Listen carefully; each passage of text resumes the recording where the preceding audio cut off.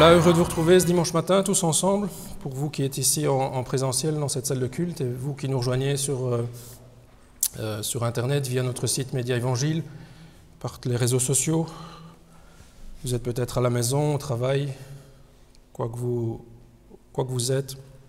Nous vous souhaitons la très cordiale bienvenue dans le nom de notre Seigneur Jésus-Christ. Nous espérons que vous allez tous très bien, tant bien que physiquement que spirituellement. Et nous sommes heureux de vous rejoindre pour passer un moment avec le Seigneur pour ce culte, pour lui apporter l'honneur, la gloire qui lui est due et pour aussi entendre sa parole qui nous sera apportée ce matin. Voilà, pour commencer notre culte, nous allons commencer par un chant. C'est le chant « Shalom ».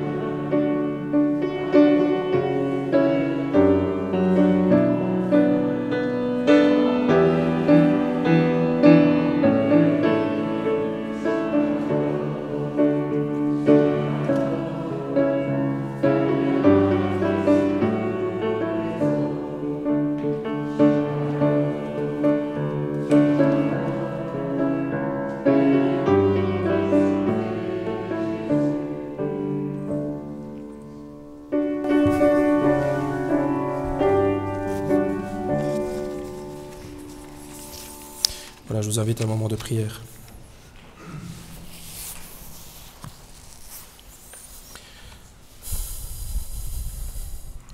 Seigneur Jésus, merci pour ce jour, ce dimanche, ce moment mis à part dans la semaine pour venir dans ta maison, pour venir t'apporter la louange et la gloire.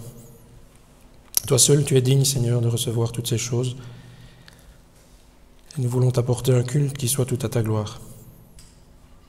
Merci pour la semaine écoulée, merci pour toutes les choses que nous avons pu faire, merci pour ta garde, pour ton soutien. Seigneur, merci aussi pour tous tes serviteurs qui dans le monde ce matin vont se lever pour apporter ta parole, pour nourrir ton peuple, pour lui enseigner tes voies, tes commandements. Seigneur, merci pour ce matin, c'est notre frère Jean-Marie Thomas qui nous apportera ta parole, que tu puisses le bénir, l'encourager aussi, et qu'il puisse nous parler, Seigneur, par ton Saint-Esprit, et nous enseigner un peu de toi.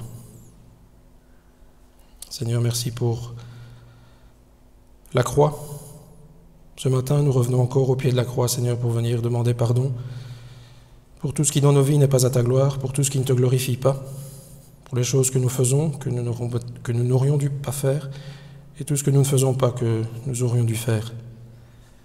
Seigneur, veuille nous pardonner, nous purifier, nos pensées, nos actes. Que tu puisses nous laver, Seigneur, de toutes ces choses, et que nous puissions aussi nous relever, assurés de ton pardon, parce que tu as payé le prix pour nous, tu as versé ton sang à la croix. Et si tu es mort aussi, 3 jours après, tu es ressuscité. Et c'est en ce Dieu-là que nous croyons, au Fils de Dieu ressuscité qui vit éternellement. Seigneur, merci pour toutes les personnes réunies dans cette salle, Seigneur, toutes les personnes qui nous entendront en direct ou en différé pendant la semaine. Seigneur, que tu sois à nos côtés, que tu sois avec chacun de nous. Merci pour toutes les personnes qui sont seules, qui sont peu bien, qui sont malades, pour les familles, pour les couples, pour les enfants, pour les jeunes, pour les personnes aînées. Seigneur, que pour chacun tu sois un réconfort et que tu parles à nos cœurs. Nous voulons penser, Seigneur, aussi à toutes les personnes qui souffrent dans le monde, Seigneur, pour te connaître, tous les chrétiens qui sont persécutés. Ce qu'on leur reproche, Seigneur, c'est de croire en toi. Toutes ces personnes qui sont enfermées, Seigneur, qui sont torturées, Seigneur, nous les remettrons autour de ta grâce pour que tu puisses intervenir pour eux, Seigneur. Fermer les yeux de leurs bourreaux, que tu puisses les réconforter, les garder dans ta main. Et que pour nous aussi, Seigneur, nous qui bénéficions de toutes ces libertés, que nous puissions les vivre de ces libertés, Seigneur, le plus possible, y en profiter.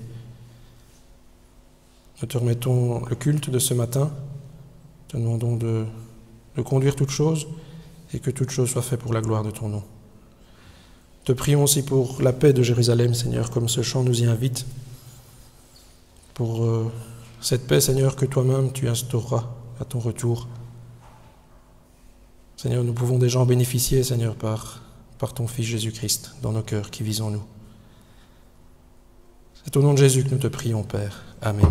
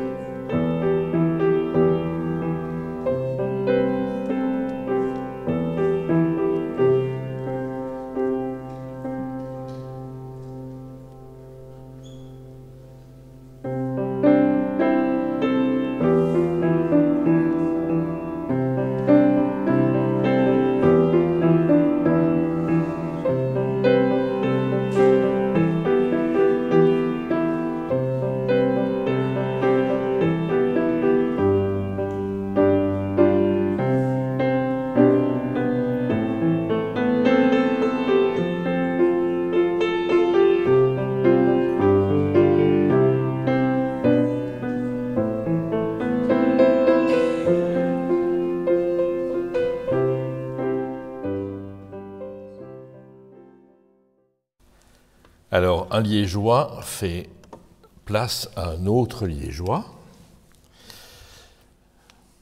La semaine dernière, vous aviez Philippe Laurent. Mais je peux vous rassurer, je ne suis pas supporter du Standard. Mais nous collaborons l'un et l'autre et je suis vraiment heureux que le sel ait trouvé en Philippe un collaborateur zélé et il fait bien son travail. Alors, moi qui fais partie de l'administration, du conseil, de l'Assemblée générale, pardon, je suis vraiment heureux de collaborer avec le sel Belgique. Ce matin, je voudrais que nous puissions ensemble réfléchir sur une famille, sel et lumière. On va reparler du sel. Mais dans le cadre dans lequel je voudrais que cela s'inscrive, notre réflexion, c'est « cela est bon pour la croissance ». Sel de la terre et lumière du monde, un texte que je lirai dans l'évangile de Matthieu, au chapitre 5 et les versets 13 à 16. « C'est vous, dit Jésus, c'est vous qui êtes le sel de la terre, mais si le sel devient fade, avec quoi le salera-t-on ? Il n'est plus bon qu'à être jeté dehors et foulé aux pieds par les gens. »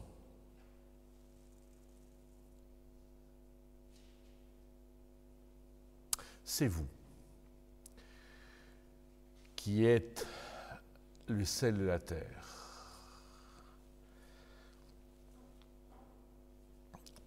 Souvenons-nous d'une chose, c'est qu'au temps de Jésus, le sel n'était pas ce que nous prenons aujourd'hui et achetons dans nos supermarchés, c'était une pierre de sel, et on utilisait cette pierre de sel, on la trempait dans le liquide, ainsi le sel fondait et cela se transmettait, donc ce goût salé au mets. Quand la pierre, il n'y avait plus de sel, que faisait-on ? Tout simplement, on la prenait et on la jetait sur le chemin. Ça servait à faire en sorte que l'on ne marche pas dans la boue. Il y a dans ce texte quelque chose qui est assez étonnant, dans le sens que il y a une exhortation quand même. Mais si le sel devient fade, avec quoi le salera-t-on ? Comme si quelque part, le sel pouvait perdre cette nature. Il n'est plus bon qu'à être jeté dehors et foulé aux pieds. Il nous faudra réfléchir sur ce problème. C'est vous qui êtes la lumière du monde. Une ville située sur une montagne ne peut être cachée. De nouveau, quelque chose qui est en contraste, dans le sens où vous êtes la lumière, mais en fait le paradoxe c'est que on ne met pas effectivement une lumière pour qu'elle soit éteinte. On n'allume pas une lampe pour la mettre sous le boisseau, mais on la met sur le porte-lampe et elle brille pour tous ceux qui sont dans la maison. Que votre lumière brille ainsi devant les gens, afin qu'ils voient vos œuvres bonnes et glorifient votre Père qui est dans les cieux. Glorifie le Père qui est dans les cieux. En fait, ce que nous sommes doit glorifier le Père. Une famille, sel et lumière. Et Emmanuel nous a parlé d'un phare dans la nuit. Eh bien, en fait, c'est notre vocation, sel de la terre et d'être sel de la terre et lumière du monde. Un texte que nous connaissons, que nous avons lu, que nous avons plusieurs fois déjà entendu, mais un texte qui est souvent sorti de son contexte. Le passage « sel et lumière », en fait, d'où vient-il ? Matthieu, chapitre 5. Matthieu, chapitre 5, il ne faut pas que nous oublions une chose. Dans l'évangile de Matthieu, il y a 5 grand discours de Jésus. 5 fois, il va y avoir un discours de Jésus. Le premier, c'est le plus long. Il va de où à où, le premier discours? Dites-moi. Il va de où à où? Il commence au chapitre 5 et se termine au chapitre 7. C'est ce que l'on appelle le discours sur la montagne. Et cela se termine par une parabole. Vous connaissez la parabole des trois petits cochons? Walt Disney, en fait compte, a été un de ceux qui ont exploité l'Évangile, car en fait compte, on parle de la maison dans l'Évangile construite sur le roc. Et contrairement à l'Évangile de Luc, la maison construite sur le roc, c'est bien sûr celle sur laquelle, la maison que l'on construit sur la parole de Dieu, mais dans l'Évangile de Matthieu, sans que l'on applique et qu'on pratique cette parole, cela ne sert à rien et la maison, en fait compte, elle est comme si c'était sur le sable. Une grande réflexion. Emmanuel ne connaissait pas notre sujet. Dans son introduction, j'ai bien apprécié toute l'introduction des proverbes sur cette parole qui doit être mise en pratique. Sel et lumière, c'est le passage qui vient tout de suite après heureux. 8-9 fois, Jésus parle d'être heureux. Et puis tout de suite après, vous.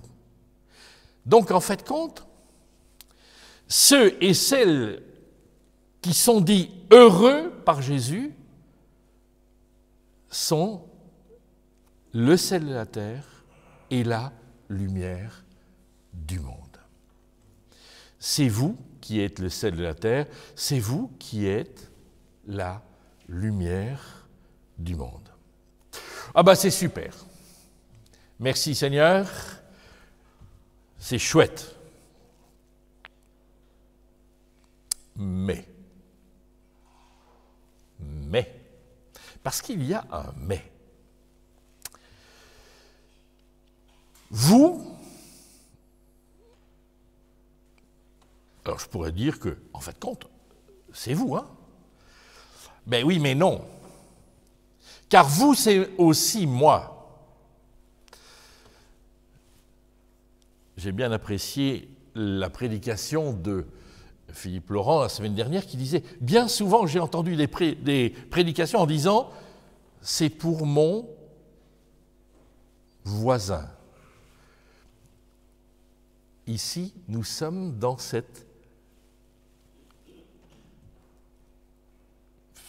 fait, c'est vous, mais c'est aussi moi. Une famille, sel et lumière, que votre lumière brille ainsi devant les gens, afin qu'ils voient vos œuvres, vos belles œuvres, et glorifient votre Père qui est dans les cieux. Vous vous souvenez de l'école primaire? Je, tu, il, non. C'est je, tu, nous, vous. Les ils, on les passe. Nous faisons partie de la famille du Père. Dans l'Évangile, Jésus, pas seulement dans l'Évangile de Matthieu, dans tous les évangiles, lorsque Jésus parle de Dieu, il l'appelle toujours, sauf une fois, Père.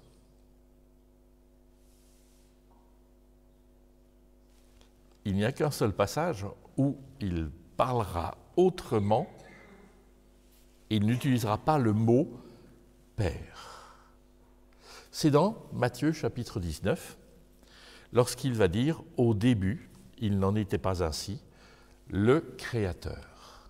C'est le seul moment où il parle de Dieu avec un autre nom. Et il va utiliser un mot qu'il utilise dans la langue qui était commune à Israël en son temps, c'est l'araméen. Et il va utiliser le mot que vous connaissez, Abba. Nous le chantons, nous le célébrons, Abba Père. Mais déjà là, il y a un problème. Quand nous disons Abba Père, il y a déjà un souci. Car en fait compte, Abba, c'est pas et tout à fait ce que en français nous considérons comme père. Parce qu'il aurait pu dire Ab ou Abi. Alors à ce moment-là, c'était vraiment père. Non, il utilise un autre vocabulaire, il utilise Abba, qui veut dire, en fait, papa. Une relation avec le père, mais une relation d'affection. Dans ma culture, dans mon éducation, dans la mentalité dans laquelle j'ai grandi, déjà, ça a été pour moi un événement lorsque on est passé du vous et du vouvoiement à Dieu au tutoiement. Mais alors, ça reste toujours un problème de dire papa à Dieu. Dans les églises où il y a une majorité ethnique différente de celle que nous avons, mes frères africains ont beaucoup plus facile dans leur prière de dire papa. Et pourtant, c'est dans cela que Jésus veut nous introduire. Glorifier celui qui est le Père, mais en fait compte, Père, c'est toujours une distanciation, c'est toujours quelque chose qui a une connotation d'autorité, mais pas d'affection. Nous faisons partie de la famille du Père, de ce Dieu d'affection qui s'est révélé en Jésus-Christ. L'apôtre Paul dira en Éphésiens chapitre 3 verset 14 « C'est pourquoi je fléchis les genoux devant le Père, de qui toute famille dans les cieux et sur la terre tient son nom, afin qu'il vous donne, selon la richesse de sa gloire, d'être rendu fort et puissant par son esprit au profit de l'homme intérieur. » Je fléchis le genou devant le Père, de qui toute famille, dans les cieux, mais sur la terre, tient son nom. Ce que nous sommes dépend de ce qu'il est et de sa volonté et de lui. Son projet pour l'humanité, c'était un projet de famille. Nous faisons partie de la famille du Père. Une famille unie, rassemblée par le Seigneur. Dans la première épître aux Corinthiens, au chapitre 12 et au verset 27, l'apôtre Paul nous dit ceci: « Vous êtes le corps de Christ, vous en faites partie, chacun pour sa part. » En fait, qui que nous soyons, Dieu a eu cette volonté.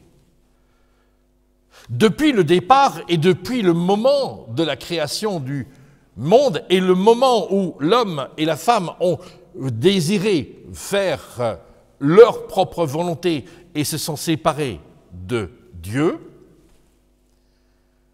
depuis le jour où il y a cette séparation avec le Père créateur, Dieu n'a jamais cherché qu'une seule chose, c'est à réconcilier sa création, ses créatures avec lui-même. Et après que tous les projets aient échoué et que nous soyons arrivés à une extrémité, alors Dieu a envoyé son Fils. Afin que quiconque croit en lui ne périsse pas, mais ait la vie éternelle. Est-ce que vous croyez cela? Vous pouvez dire oui, hein? Moi aussi, je le crois. Dieu s'est révélé à moi, moi qui étais un incrédule, moi qui avais grandi dans un milieu qui n'était pas un milieu croyant, mais un milieu athée. Dieu est venu, m'a révélé son amour pour moi, son désir de pouvoir faire en sorte que nous soyons réconciliés, lui et moi, pour autant que j'admette qu'effectivement, j'avais raté ma vie, dans le sens où j'avais loupé le sens qu'il voulait lui donner à ma vie. J'avais cherché autre chose, j'avais péché. Confessant mon péché, l'apportant au Seigneur et acceptant que Jésus soit mort pour mes péchés, j'ai ainsi reçu de Dieu le pardon, la justification. Celui qui était sans péché, il a été fait péché. Celui qui était dans la bénédiction a été fait malédiction. Il est mort sur le bois. Celui qui était juste a été fait injuste, alors que les injustes, au travers de son sang versé, deviennent justes. Jésus m'a pardonné. Son sang précieux m'a lavé de mon péché et je suis aujourd'hui réconcilié avec le Père et justifié devant le Père. J'attends le jour où mes yeux verront Jésus et où j'entrerai dans la vie éternelle. C'est mon espérance, c'est ce que je vis aujourd'hui. Tout cela, c'est l'œuvre de Jésus. Dans la volonté du Père et la communion du Saint-Esprit. Mais lorsque je dis « Vous êtes le corps de Christ », vous en faites partie, chacun pour sa part. Nous pourrions tout à fait traduire plus littéralement, au lieu du corps de Christ, nous pourrions dire un corps qui appartient au Christ. Nous en faisons partie, mais nous lui appartenons. Et frères et sœurs, il y a une chose que je voudrais redire, me souvenir du temps où, lorsque l'on partageait la scène,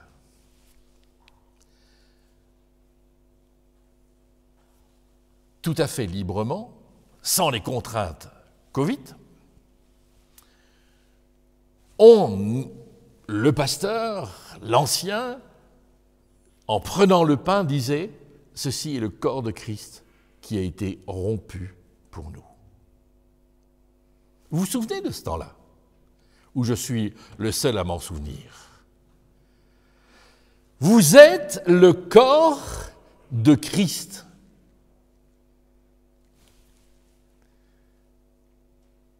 Et pour moi, dans mon fort intérieur, lorsque je prenais le pain que l'on m'offrait, le morceau de pain que l'on m'offrait, j'étais reconnaissant au Seigneur pour sa vie donnée pour moi. J'étais reconnaissant aussi pour une chose, c'est que je faisais partie de sa famille. Et ce morceau de pain me rappelait que j'en faisais partie. C'était ça, faire mémoire. Je faisais partie, je fais partie du corps de Christ. Et donc, je suis tout heureux d'en faire partie. Mais suis-je le seul à en faire partie? En fait, cela me faisait penser aussi que mes frères et sœurs, avec qui je partageais le pain et le vin, eux aussi faisaient partie du corps de Christ. Mais cela me ramenait aussi à une chose,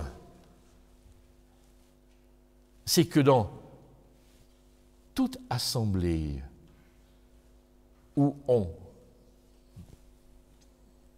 annonce la parole en esprit et en vérité,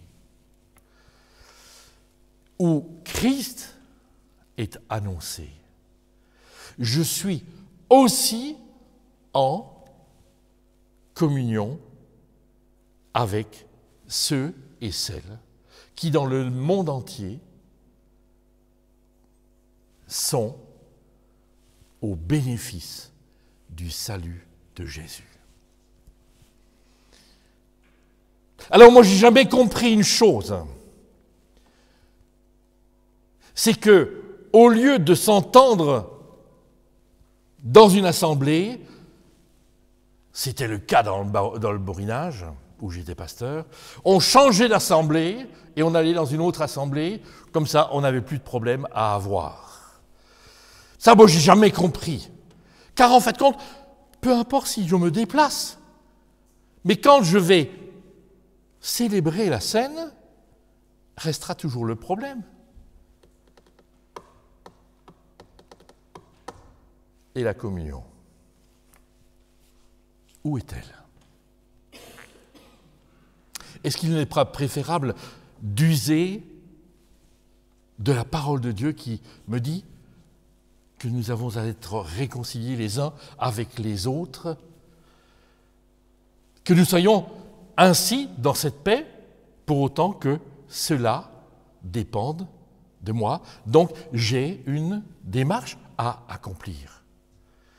Si cette démarche n'est pas accomplie, je sors de la parole et j'ai un souci de ce côté-là. Un corps qui appartient au Christ. Je n'ai pas été sauvé pour être sauvé. J'ai été sauvé pour recevoir la vie éternelle, mais pour pouvoir, avec les autres, témoigner de la gloire de Dieu.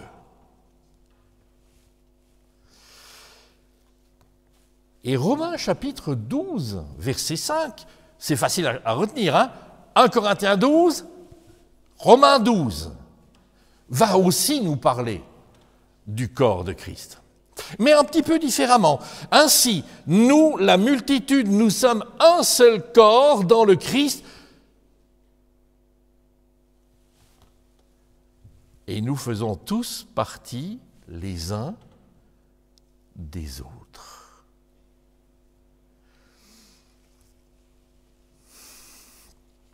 Aujourd'hui, je suis tout seul. Laissé, abandonné par ma femme, qui m'a dit « Je ne peux pas aller avec toi ».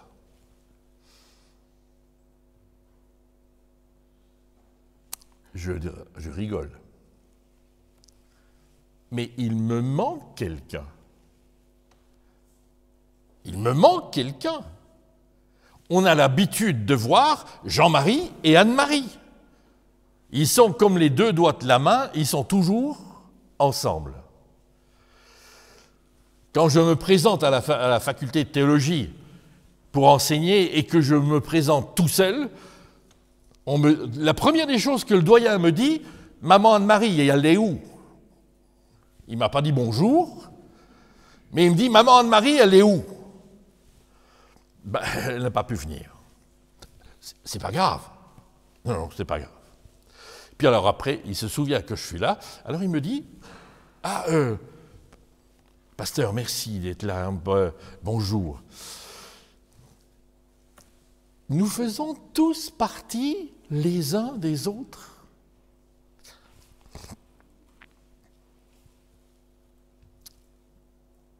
Est-ce que vous vous rendez compte de cela? C'est que quand quelqu'un n'est pas là, eh bien, c'est comme s'il me manquait quelque chose. Quand un frère, quand une sœur n'est pas là, c'est comme s'il me manquait quelque chose.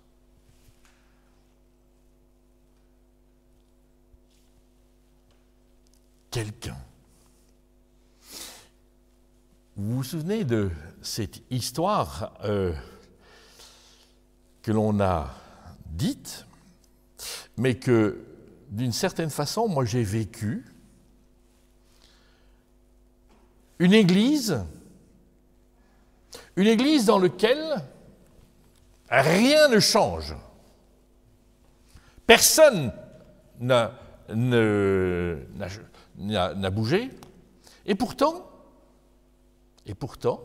dans cette église, il y a des départs. Et on peut se poser la question, pourquoi ? On réfléchit sur... c'est toujours la même prédication, c'est toujours les mêmes anciens, c'est toujours le même pasteur, tout est semblable. La seule chose qui manque, qui n'est plus, c'est le concierge. C'est le concierge qui est décédé. C'est quand même pas un concierge qui fait quelque chose quand même, hein? Et on commence à réfléchir sur le ministère du concierge. Bon, il venait tous les lundis, il venait épousseter les bancs et passer un coup de balai. Et puis on apprend quand même que son ministère était plus que cela. Car en fait de compte, lorsque il époussetait les bancs, il savait que telle personne s'asseyait à tel endroit et que telle place était vide. Et lorsqu'il voyait que la place restait 2 dimanches, sans personne, il téléphonait et disait « Qu'est-ce que tu deviens ?» Simplement cela. Frères et sœurs, nous faisons partie de la famille de Dieu. Et nous faisons partie les uns avec les autres. Nous avons à prendre soin. Ce n'est pas simplement la tâche des anciens. Ce n'est pas la tâche seulement des responsables de l'Église. C'est notre tâche à nous, les uns et les autres, de témoigner ainsi de l'amour et de l'affection auprès des uns et des autres et de leur signaler que l'on est présent.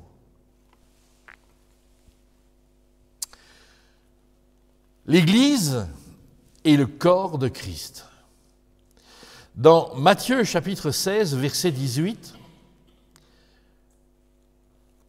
sur cette pierre, dit Jésus, je bâtirai mon Église.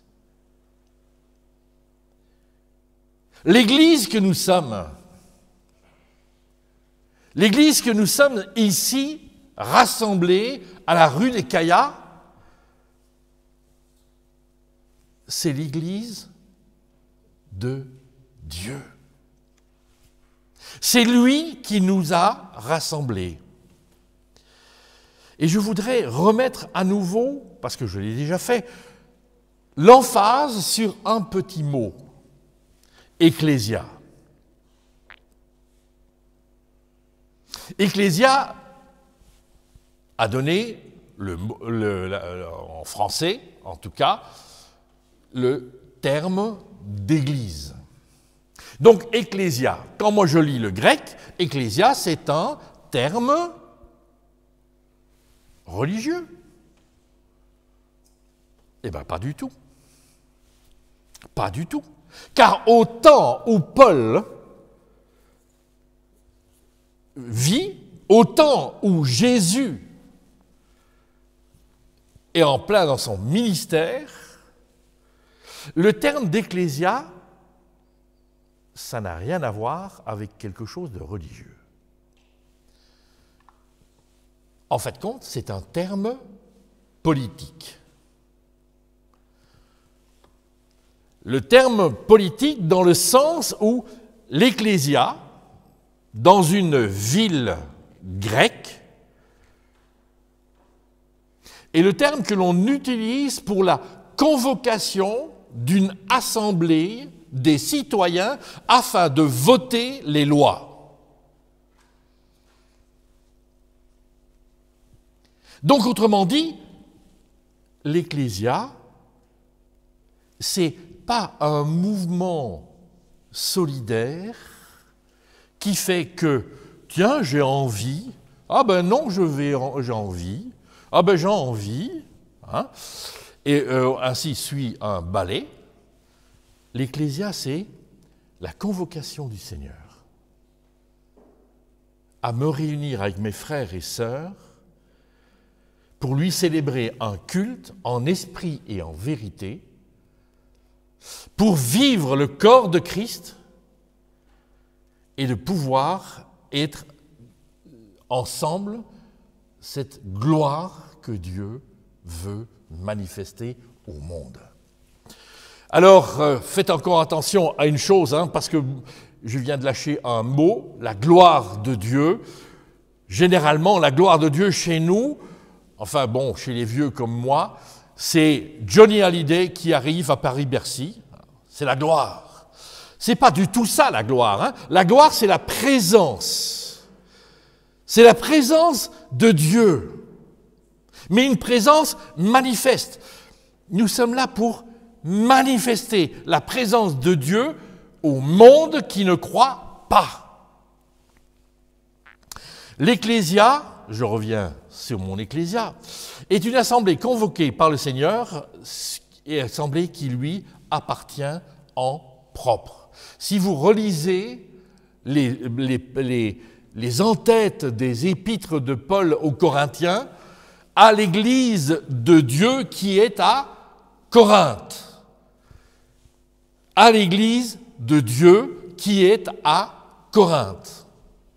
À l'Église de Dieu qui est à Marcinelle.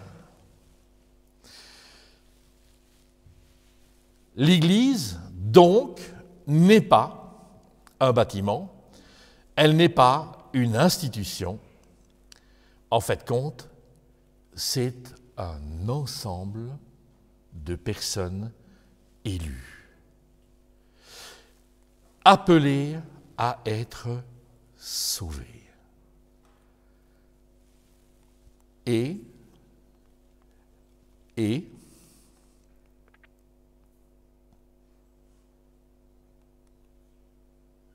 un ensemble qui est appelé à être témoin. J'aime beaucoup cette notion que j'entends quand je vais à l'Armée du Salut. Sauver pour servir. Matthieu 28, verset 19, nous dit ceci. Allez, faites des gens de toutes les nations des disciples.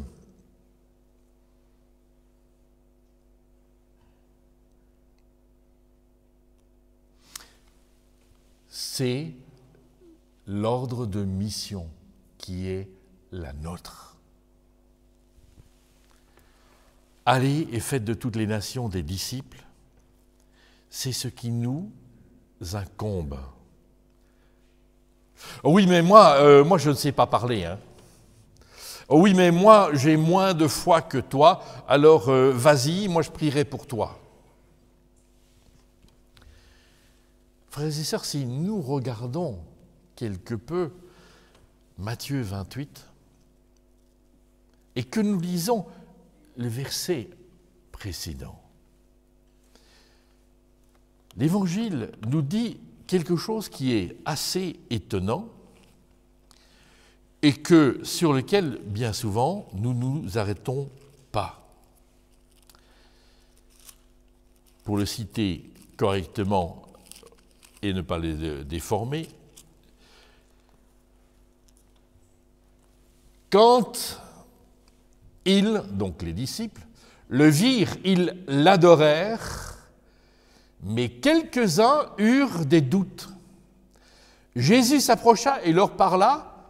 Tout pouvoir m'a été donné sur le ciel et sur la terre.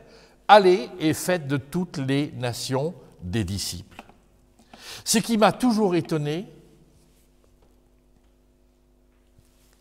c'est certains eurent des doutes. Peu importe les doutes, Jésus passe au-dessus de cela. Il ne s'arrête même pas sur cela pour les enguirlander. Il leur commande la mission, le témoignage. Et frères et sœurs, je crois que notre témoignage, quand je regarde le texte de Sel et Lumière, c'est d'abord notre comportement. Souvenez-vous, vos œuvres bonnes, vos belles œuvres, afin qu'ils voient vos belles œuvres. C'est notre comportement, c'est notre façon d'être. Alors, il est vrai que la foi vient de ce que l'on entend, mais je crois que ce qui importe dans l'évangélisation pour être témoin de Jésus-Christ dans ce monde, c'est commencer par une façon d'être, conforme à ce que nous disons, conforme à ce que nous sommes. Nous ne pouvons pas dire que nous sommes les fils, les filles du Père, si quelque part notre comportement ne reflète pas cette dimension-là. Allez et faites de toutes les nations des disciples. Jésus, dans Acte 1, verset 8, nous dit ceci. Juste avant de quitter ses disciples, vous recevrez, dit-il, la puissance quand l'Esprit viendra sur vous et vous serez mes témoins à Jérusalem, dans toute la Judée, en Samarie et jusqu'aux confins de la terre. Et je terminerai ma réflexion sur ceci. C'est tout simplement, je n'ai pas besoin d'aller à Jérusalem, je n'ai pas besoin d'aller à Samarie. Si vous voulez y aller, vous pouvez y aller. Samarie, je vous déconseille quand même. Faites attention, c'est autre chose. Mais Jésus il nous dit du plus proche au plus lointain. Du plus proche au plus lointain. Ça veut dire être témoin chez soi, dans sa famille, dans le cercle, et ça va du plus proche au plus lointain. Vous savez, frères et sœurs, que, en fait, bien souvent, moi j'ai entendu des choses qui sont problématiques chez les chrétiens. Dans notre famille, nous avions une consigne que nous avons respectée, ma femme et moi, ne jamais parler devant les enfants de tel ou de tel problème, qu'ils soient des problèmes de relations entre nous, parce que le couple Thomas, c'est pas toujours la mer calmée, hein. Parfois il y a aussi des tempêtes, hein. Ou de parler de problèmes extérieurs. Quel témoignage est-ce que l'on donne à nos enfants ? Quel témoignage est-ce que nous donnons à nos enfants ? Mais c'est vrai pour tout. Réglons les problèmes. Mais réglons les problèmes dans le sens où on arrête de parler des problèmes devant n'importe qui, n'importe comment, de n'importe quelle façon. C'est pas comme cela que le Seigneur nous a appelés à agir. Voilà, frères et sœurs, ce que je voulais partager avec vous aujourd'hui. Soyons des témoins crédibles. Conformes, en adéquation avec ce que nous disons être et vivons. Que les choses soient conformes. Je vous invite à la prière. Seigneur notre Dieu, notre Père, nous voulons te dire notre reconnaissance de ce que c'est toi, Papa, qui nous a aujourd'hui invités à regarder à Jésus. C'est toi qui nous as visités. C'est ta révélation qui nous a fait prendre conscience que nous étions séparés de toi. Et aujourd'hui, Seigneur, nous voulons te dire ô combien nous sommes heureux d'être tes enfants, de faire partie de tes enfants. Et Seigneur, nous voulons te dire encore une chose, c'est que combien, Seigneur, nous souhaitons de pouvoir vivre cette relation et cette relation affective avec toi, mais fraternelle avec nos frères et sœurs. Père, visite-nous, éclaire-nous, Seigneur, montre-nous les choses qui sont en problème et ce qui fait problème dans nos vies, afin que nous puissions les mettre en ordre. Parce que nous voulons que notre vie Seigneur, ne soit pas simplement une confession de la bouche, mais que ce soit une confession de tout notre cœur, de notre volonté, que ce soit tout notre être qui confesse que Jésus est bien notre Seigneur et Sauveur. Que à lui soit toute la gloire au siècle des siècles. Amen.